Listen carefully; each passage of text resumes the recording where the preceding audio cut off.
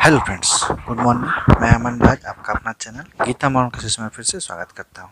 आज मैं आप लोगों के लिए क्लास 7 सब्जेक्ट साइंस का चैप्टर नंबर 15 जिसका नाम है लाइट एंड एसोसिएटेड फिनोमेना का क्वेश्चन आंसर का वीडियो लेकर आया हूँ। इसके पहले हम लोग एक और क्लास कर चुके हैं, अगर आप नहीं देखे हैं तो प्लेलिस्ट में भी इस वीडियो के में मिल जाएगा, जिसमें हम लोग ट्रैक योर प्रोग्रेस जो कि इनसाइड बेस्ड क्वेश्चन आंसर था, फिर ट्रैक योर प्रोग्रेस 2 जो वो भी इनसाइड बेस्ड क्वेश्चन था, और फिर असेसमेंट जोन जो कि चैप्टर के एंड में क्वेश्चन रहता है उसका टिक द करेक्ट आंसर कर चुके हैं। आज हम लोग देखेंगे फिल इन द ब्लैंक्स जो कि ये चैप्टर के एंड में क्वेश्चन आंसर दिया रहता है। तो उस वीडियो को स्टार्ट करने से पहले आपसे रिक्वेस्ट है, अगर आप हमारे चैनल में नए हैं तो चैनल को सब्सक्राइब कर ले और साथ में नोटिफिकेशन बेल ऑन कर ले। इससे क्या होगा, जो भी हम वीडियो बनाएंगे उसका नोटिफिकेशन सबसे पहले आप तक पहुंचेगा और कोई भी क्लास आपका मिस नहीं होगा। जैसे कि इस क्लास में पहले चैप्टर का डिस्कशन किया जाता है लाइन बाय लाइन, उसके बाद फिर क्वेश्चन से किया जाता है ताकि आप अच्छे से पढ़ाई कर सकें। और हाँ, वीडियो ज़रा सा भी अच्छा लगे तो इसको एक लाइक ज़रूर करें और अपने दोस्तों में ज़्यादा शेयर करें ताकि उन तक भी इंफॉर्मेशन पहुँचे और वो लोग भी इस वीडियो का एडवांटेज ले सके, वो लोग भी अपना नोट्स बना के पढ़ाई कर सके। साथ में आपसे रिक्वेस्ट है, अगर कोई डाउट है तो कमेंट करके पूछ सकते हैं, और अगर आप लोगों को कुछ फीडबैक देना है तो वो भी आप कमेंट करके बोल सकते हैं। ठीक है, तो चलिए स्टार्ट करते हैं क्वेश्चन। तो आज का क्वेश्चन देखेंगे हम लोग बी नंबर सेक्शन जो कि है फिल इन द ब्लैंक्स। तो फिल इन द ब्लैंक्स में देखिए पहला क्वेश्चन है, the band of 7 colour is called dice. जो बैंड है 7 कलर का उसको हम लोग क्या बोलते हैं? उसको हम लोग बोलते हैं spectrum. The band of 7 colour is called spectrum. Spectrum को हम लोग क्या बोलते हैं? 7 कलर का बैंड। ठीक है, नेक्स्ट है sunlight consist of dice colour. जो सनलाइट है उसमें कितना कौन सा कलर, कितने तरह का कलर कंसिस्ट होता है? उसमें 7 कलर कंसिस्ट होता है। तो सनलाइट कंसिस्ट ऑफ 7 कलर, मतलब सनलाइट तो व्हाइट होता है लेकिन व्हाइट कलर में जो होता है कितना कलर होता है? 7। तो इसलिए सनलाइट कंसिस्ट ऑफ 7 कलर। ठीक है, नेक्स्ट है एक concave lens always produce dice image. Concave lens जो है हमेशा वो किस तरह का इमेज प्रोड्यूस करता है? Virtual, smaller and erect. Concave lens किस तरह का इमेज प्रोड्यूस करता है? Virtual, smaller, erect. वर्चुअल मतलब वैसा इमेज जिसको हम लोग स्क्रीन पे ऑब्टेन नहीं कर सकते हैं। स्मॉलर मतलब छोटा इमेज प्रोड्यूस करता है, और इरेक्ट मतलब हो गया सीधा इमेज प्रोड्यूस करता है। ठीक है, स्मॉलर इन द सेंस आप बोल सकते हैं जितना बड़ा ऑब्जेक्ट है उससे छोटा इमेज बनेगा। ठीक है, तो concave lens always produce virtual, smaller and erect image. ठीक है, नेक्स्ट है dice reflection that takes place through smooth surface. अब कौन सा रिफ्लेक्शन है जो कि स्मूथ सरफेस से में होता है? तो उसको हम लोग बोलते हैं रेगुलर या फिर स्पेकुलर। या तो आप रेगुलर भी बोल सकते हैं या फिर स्पेकुलर बोल सकते हैं। तो रेगुलर और specular reflection that takes place through a smooth surface. आप इस दोनों में से कोई एक भी लिख सकते हैं या फिर दोनों लिख सकते हैं।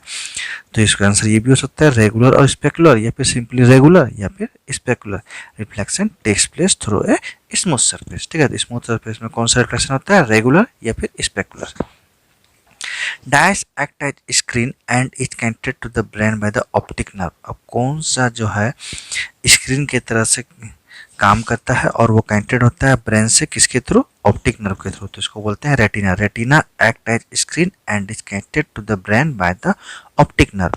रेटिना जो आई में होता है वो किस तरह से काम करता है? वो एज ए स्क्रीन काम करता है, और ये किससे कनेक्टेड होता है? ब्रेन से। किसके थ्रू? ऑप्टिक नर्व के थ्रू। तो ऑप्टिक नर्व के थ्रू रेटिना कनेक्टेड होता है ब्रेन से, और ये किस तरह से काम करता है? एज ए स्क्रीन, जिसमें इमेज का फॉर्मेशन होता है। ठीक है, नेक्स्ट क्वेश्चन है image formed by plane mirror is dice. तो इमेज जो प्लेन मिरर में बनता है वो कैसा बनता है? Laterally inverted. लेटरली इन्वर्टेड मतलब राइट साइड का ऑब्जेक्ट आपको इमेज में लेफ्ट साइड दिखेगा और लेफ्ट साइड का ऑब्जेक्ट आपको इमेज में राइट साइड दिखेगा।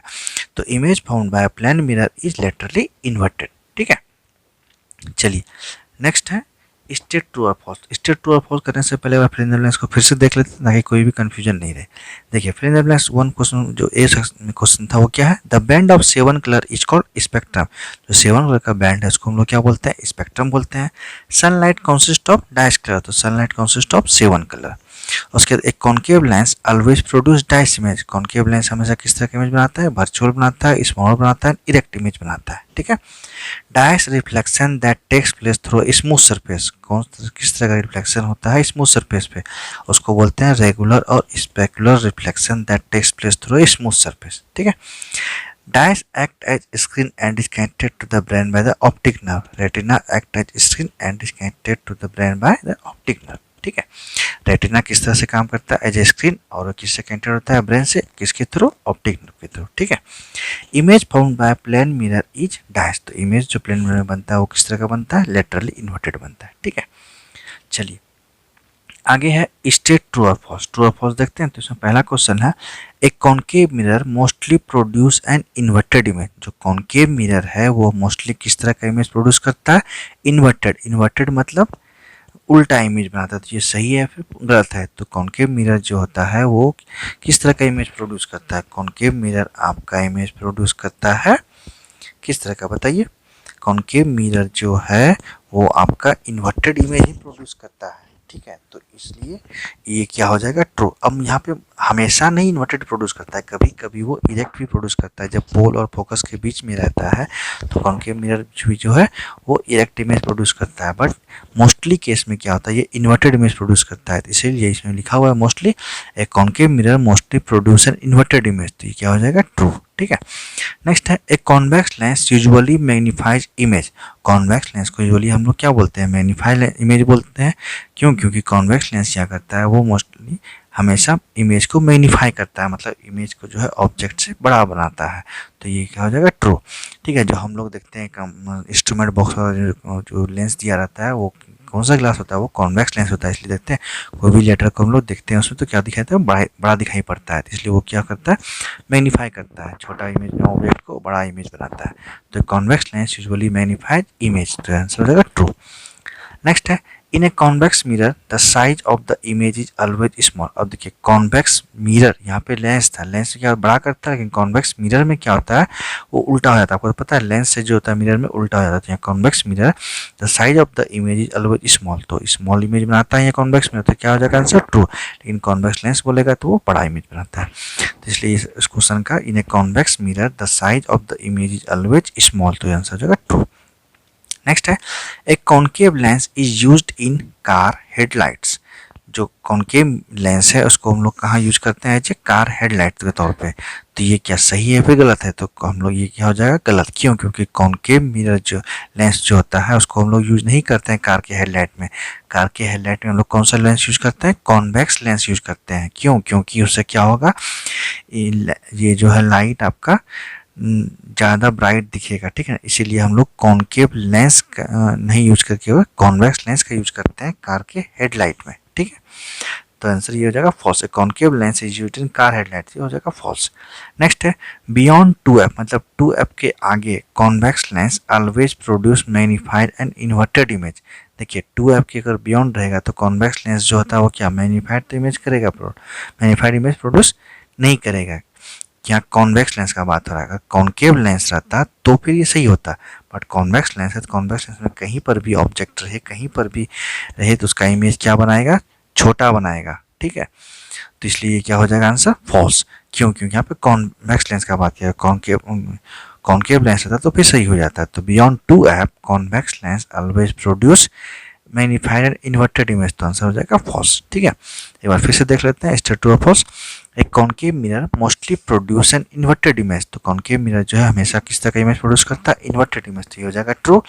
नेक्स्ट है a convex lens usually magnifies image. जो कॉन्वेक्स लेंस होता है वो हमेशा क्या करता है? यूजुअली इमेज को मैग्नीफाई कर देता है। तो ये आंसर हो जाएगा ट्रू, ठीक है।